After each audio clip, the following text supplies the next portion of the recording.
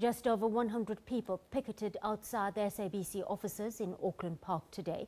They were pledging solidarity with 3 suspended journalists. A gathering of solidarity.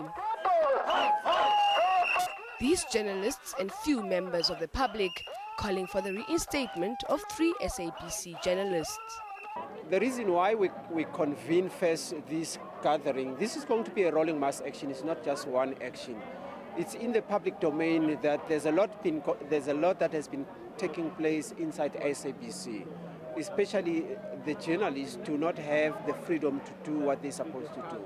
And we are of the opinion that the journalists are competent enough to do what they are qualified to do without any political interference or management interference. We are here in support of those, I can say so, fellow comrades who were chased away at SABC just because they were filming like our last week's march.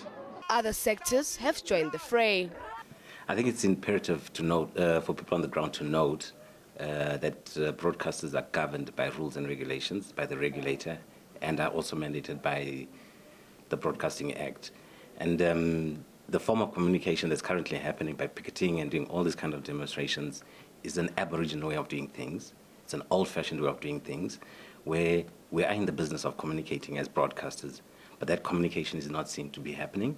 And there are processes and procedures which I feel should have been followed and adhered to in terms of raising one's grievances. The protesters then marched to the Constitutional Court in Braamfontein in Johannesburg, where a memorandum of grievances was delivered.